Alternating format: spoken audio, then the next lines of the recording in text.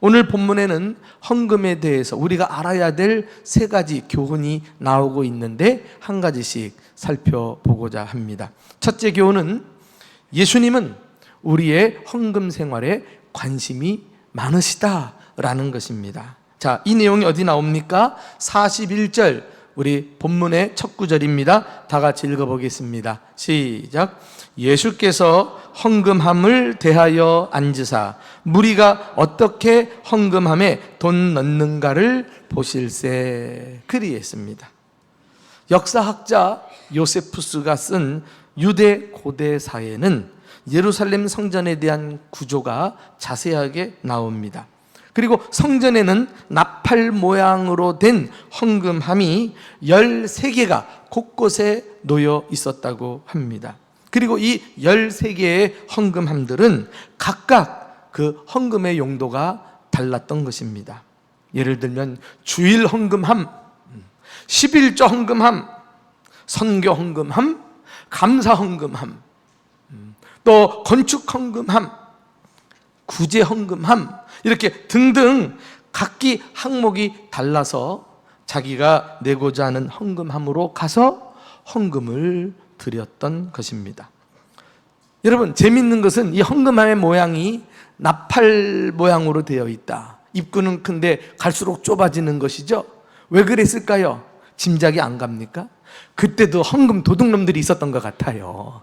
그러니까 들어간 것을 빼내기가 쉽지가 않게 만들어 놓았던 것입니다.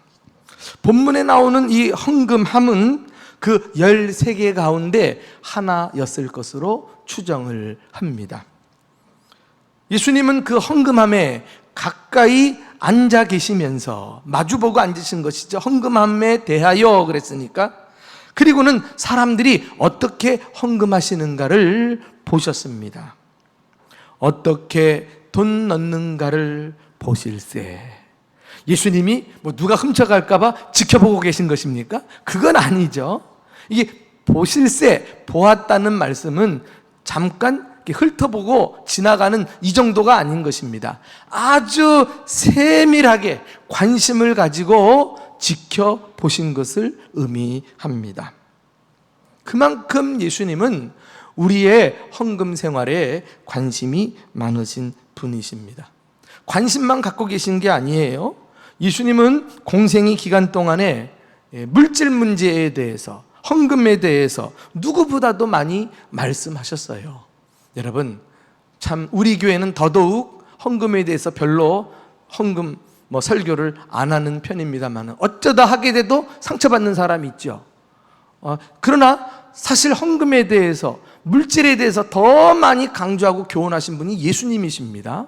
그러니까 신앙생활하면서 이 부분을 본인이 해결하지 않으면 이런 말씀 나올 때마다 상처받으면 그게 건강한 신앙생활을 해낼 수 있을까요?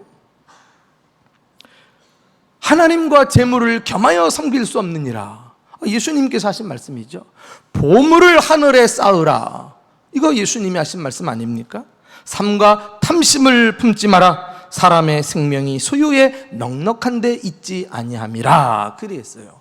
자, 이런 모든 것은 물질에 대해서 우리가 올바르게 사용하고 또 하나님의 나라 사업을 위해서 유익하게 쓸 것을 강조하는 이런 내용들이 아니겠습니까? 그리고 오늘 본문에서는 헌금에 대해서까지 예수님이 지금 교훈하고 계시는 것입니다. 우리의 헌금 생활을 자세히 보고 계신다는 거 아니에요? 그런데 이 말씀을 언제 하셨습니까? 십자가 사건을 3일 앞두고 하셨어요. 예수님의 공생의 마지막 한 주간, 이제 예루살렘에 십자가에 달리시기 위해서 입성하시지 않았어요? 그리고 화요일 날 오후에 예수님께서 성전 헌금함에 앉으셔가지고 헌금 내는 것을 보고 계셨던 것입니다. 왜 예수님은 죽음을 앞에 두시고 하실 다른 말씀들도 많이 있었을 텐데 무엇 때문에 굳이 그 예민한 헌금에 대해서 별로 달갑지 않게 생각하는 이 주제로 말씀을 하셔야 됐을까? 왜 그랬을까요? 헌금은 단순한 도네이션이 아니에요. 기부 행위가 아닌 것입니다. 그것은 교훈에 대한 마땅한 응답이기 때문에 이제 십자가를 지시고 구원을 성취하시기에 앞서서 우리에게 참된 신앙생활과 믿음의 태도에 대해서 준비시켜 계시는 것 중에 특별히 헌금까지도 얼마나 신앙생활에 중요하셨기에 올바른 헌금을 교훈하고 계셨던 것입니다. 이렇게 구원받은 자는 헌금을 통해서 하나님께 감사와 헌신을 마땅히 표현해야 함을 말씀하고 계셨던 것입니다. 여러분, 구약 성경 가서 보시면은 이스라엘 백성들이 애굽에서 구원을 받잖아요. 출애굽 사건이 일어났습니다. 그때 유월절 사건을 계기로 해서 이스라엘 백성들이 벗어났는데, 그 이후에 그들이 이제 누룩이 없는 빵을 먹었잖아요. 급히 애굽에서 빠져나오는 동안에 이렇게 누룩까지 집어넣어서 맛있게 빵을 만들 수 있는 겨를이 없어요. 누룩 없는 빵을 서둘러 만들고 그걸 먹으면서 일주일 동안 지냈잖아요. 이걸 또 무교절이라고 말합니다. 그러니까 유월절과 무교절이 이어지는 절기인데요, 이렇게 무교절 절기를 명령하시고서 하나님께서 뭐라고 말씀하셨는지 우리 한번 좀 이 부분을 들여다볼 필요가 있습니다.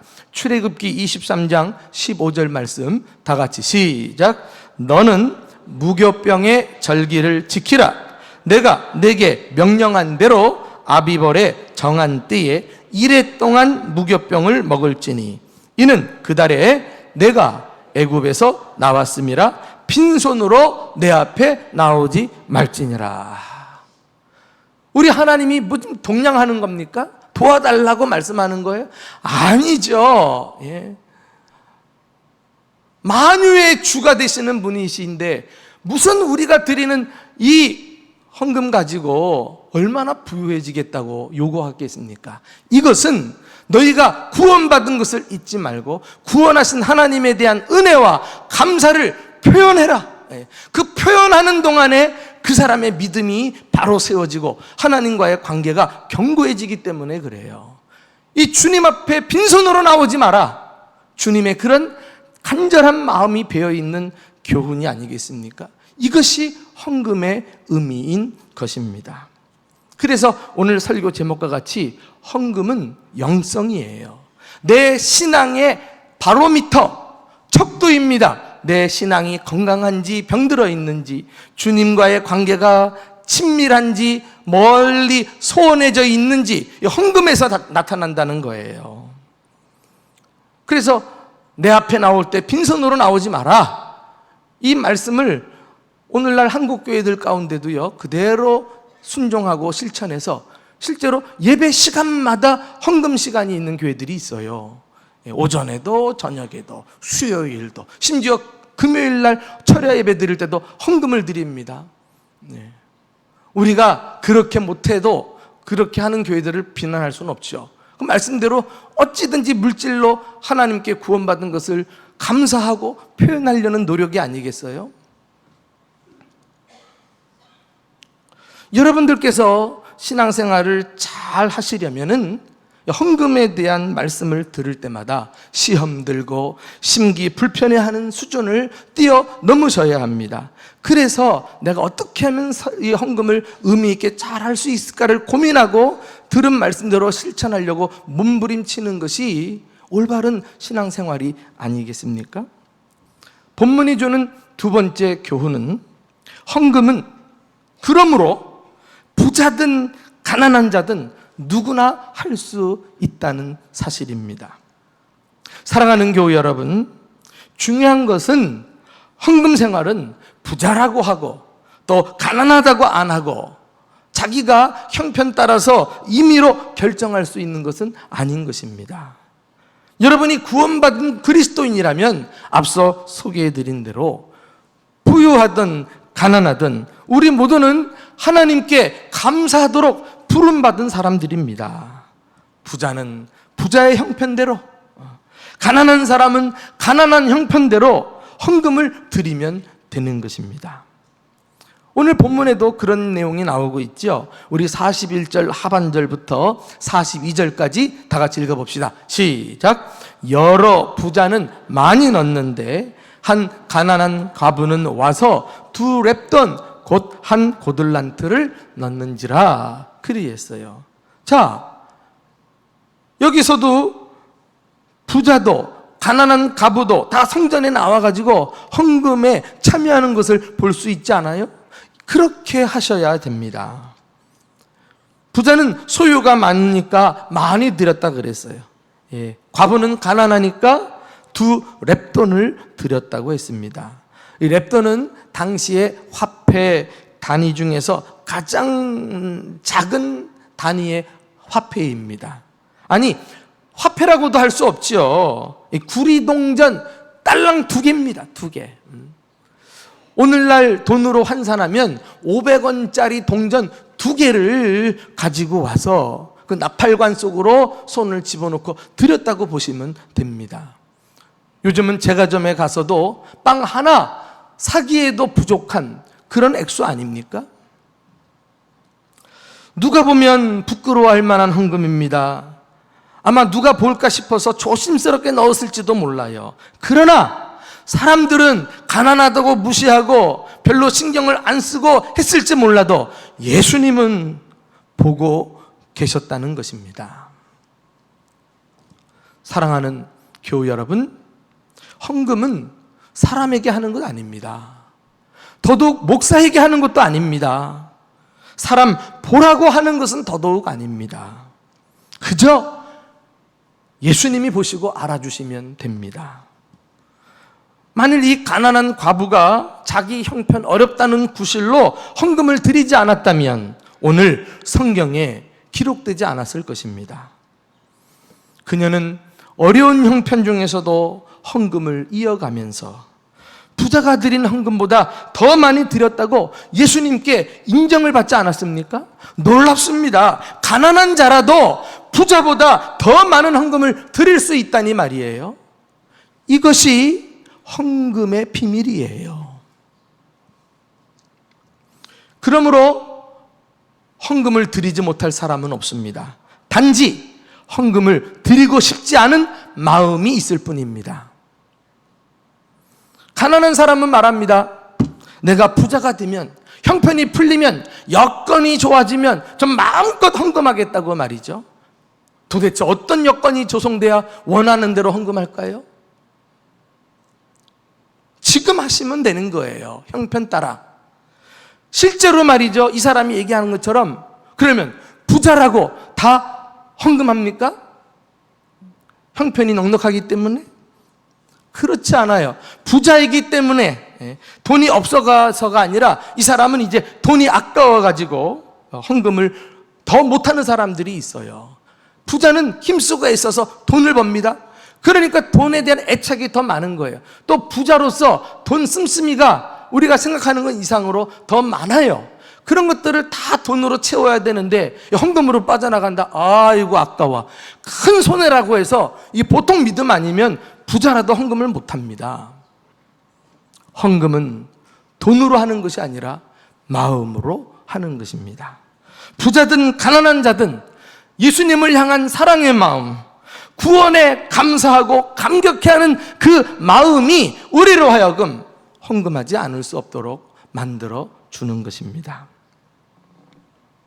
그러면 이렇게 누구나 헌금을 할 수 있고 해야만 한다면 우리는 어떻게 헌금을 드려야 하는가?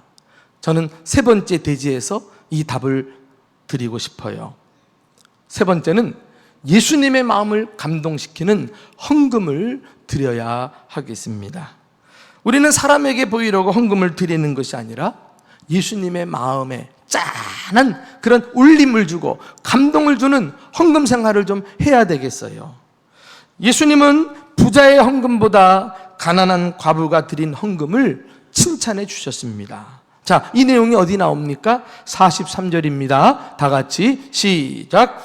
예수께서 제자들을 불러다가 이르시되 내가 진실로 너희에게 이르노니 이 가난한 과부는 헌금함에 넣는 모든 사람보다 많이 넣었도다. 이게 무슨 말이에요? 알기 쉽게 이야기하면 대전중복에 많은 성도들이 있는데 이 성도들 중에서 가장 많이 헌금했다. 지금 이 말씀입니다. 놀라운 일입니다. 예수님의 평가였습니다. 어떻게 이 가난한 과부가 모든 사람 중에서 최고로 많이 헌금했을까요? 그 답이 다음 구절에 나와요. 오늘 본문의 마지막 절입니다. 44절 한번 눈으로 확인해 보실까요? 자, 시작. 그들은 다 풍족한 중에서 넣었거니와 이 과부는 그 가난한 중에서 자기의 모든 소유 곧 생활비 전부를 넣었느니라. 예수님이 보시는 헌금의 기준은 세상의 기준과 많이 다른 것을 알 수 있습니다. 어떻게 다릅니까? 사람들은 헌금을 드린 사람을 기준으로 계산합니다. 얼마나 많이 드렸느냐? 이것이 이제 눈에 들어오는 거죠. 그러나 예수님은 하나님을 기준으로 해서 계산하십니다. 하나님께서 그 헌금을 얼마나 많이 크게 받아들이셨는가? 이것이 하나님 나라의 기준이라고 할 수가 있습니다. 부자들은 당시에 헌금을 많이 했다 그랬죠. 그러나 그보다 더 많은 돈을 자기를 위해서 남겨두었습니다. 사실은 그들은 헌금을 하면서도 하나님께는 적게 드리고 있었던 것입니다. 그러나 가난한 과부는 동전 2개를 하나님께 드렸습니다. 그러나 그녀 자신을 위해서 남겨둔 것이 없었어요. 한 푼도 없습니다. 이 과부는 생활비 전부를 드렸다고 했어요. 그래서 예수님은 그녀의 헌금을 더 크게 받아들여 주셨고 모든 사람 중에서 가장 많이 냈다 인정을 해 주신 것입니다. 이제 알 것 같아요. 예수님께서 그 바쁘신 분이 헌금함에 앉아가지고 어떻게 내나 그것을 지키고 앉아 있었던 것이 아니라 우리가 무엇을 기준으로 헌금을 내는가, 정말 진정한 헌금을 주님께 드리고 있는가, 그것을 확인하고자 지켜보고 계셨던 것입니다. 사랑하는 교회 여러분, 오늘 이 말씀을 듣고 오해하는 일이 없기를 바랍니다. 예수님은 이 과부와 같이 자신의 모든 생활비를 다 드려야 한다, 그래야 하나님이 기뻐하신다, 지금 이 말씀하시는 거 아니에요? 이렇게 이 가난한 과부가 어려운 중에도 생활비까지도 주님께 드렸다고 한다면 그럴 수 있는 어떤 특별한 은혜가 이 과부에게 있었기 때문이 아닐까, 이런 추측을 해보는 거예요. 그래서 받은 바 은혜가 너무 감사해서 어려운 중에도 주님께 지금 드리고 있는 거 아니겠어요? 그러니까 이 과부의 이 헌금을 일반화시켜서는 안 될 것입니다. 그리고 또 예수님이 이 과부의 헌금을 들어서 칭찬하신 것은 앞서 말씀드린 대로 교만한 서기관들의 외식을 책망하기 위해서인 것을 또 우리가 잊지 말아야 될 것입니다. 서기관들은 외견상 사람들이 볼 때는 많이 드리고 또 믿음도 좋고 하나님께 헌금도 많이 하는 것 같았는데 사실은 자기들 안에 온갖 탐욕과 탐심으로 가득 차가지고 하나님께는 인색하기 짝이 없는 자들이었던 거 아닙니까? 그래서 그들의 외식을 책망하시고 가난한 과부의 손을 주님이 들어주고 계신 것입니다. 이렇게 서기관과 같은 이런 심보를 가지고 주님 앞에 헌금을 드린다면, 세상의 기준으로 보면 나보다 많이 드렸을지라도 절대로 그 헌금은 주님의 마음을 감동시킬 수 없어요.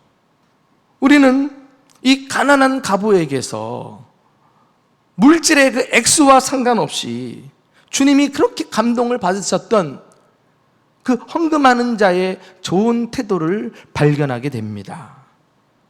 그녀의 마음을 잘 보여주는 말씀이 고린도후서에 나오는데, 우리가 이 헌금을 할 때마다 이 원칙을 잘 기억하고 드렸으면 좋겠어요. 자, 고린도후서 9장 7절 말씀입니다. 다 같이 시작.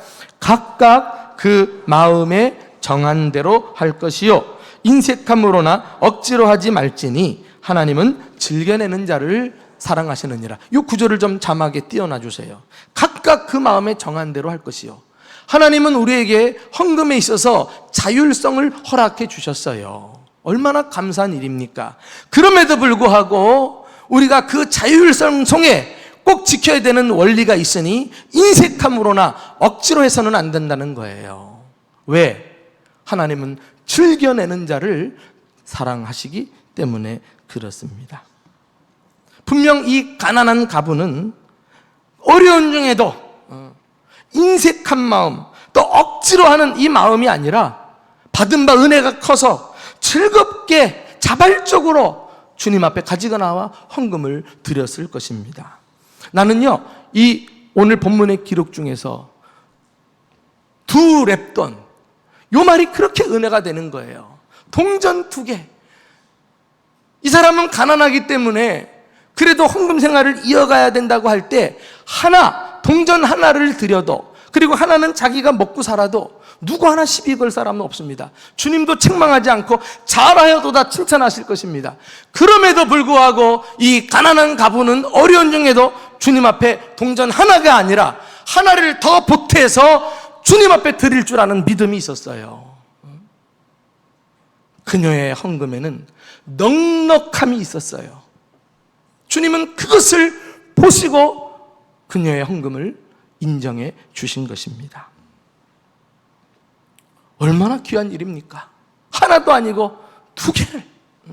한 농부가 소를 길렀는데 그 소가 송아지 2마리를 낳았습니다. 기분이 들떠가지고 아내에게 말해요. 여보, 송아지를 2마리나 낳았는데 1마리는 우리가 갖고 1마리는 하나님께 바칩시다. 신앙이 별로 없던 남편이 이런 얘기를 하니까 아내가 깜짝 놀라서 생각을 한 거예요. 야, 이제 우리 남편이 믿음이 들어가기 시작했구나. 기뻐했죠. 그런데 며칠 후에 남편이 시무룩해져가지고 집에 들어와서 아내에게 말합니다. 여보, 송아지 중에 1마리가 죽었네. 아내가 말했어요. 어떤 송아지가 죽었어요? 그러니까 이 남편이 하는 말이, 하나님의 송아지가 죽었어. 우리가 정말 하나님 앞에서 이렇게 손익 계산을 따지면서 나에게 유익한 방법을 결정해서 헌금하는 것은 아닐지 우리가 한번 생각해 볼 필요가 있어요. 이제 우리 순서입니다. 주님은 지금도 우리가 헌금 생활하는 모습을 보고 계실 것입니다. 이제 세상의 기준이 아닌 하나님의 기준을 가지고 정말 예수님의 마음에 그 감동을 불러일으키는 참된 헌금자로 우리가 평생을 주를 위해서 쓰임 받았으면 좋겠습니다. 그리하여 우리 주님께서 우리를 보시고 참 기뻐하시고 참 흐뭇해 하시는 참된 성도들이 다 되시기를 예수님의 이름으로 축원합니다.